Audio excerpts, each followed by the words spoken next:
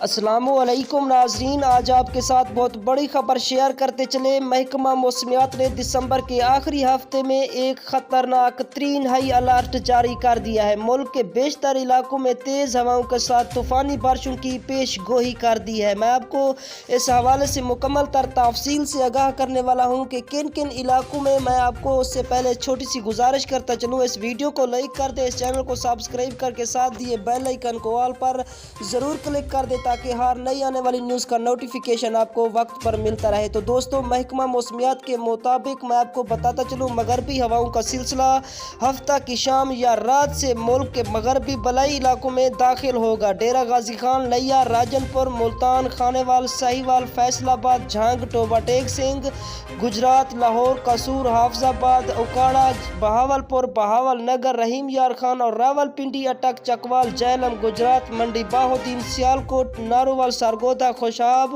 میاں والی میں تیز ہواؤں اور طوفانی بارشوں کی پیش گوئی کی گئی ہے۔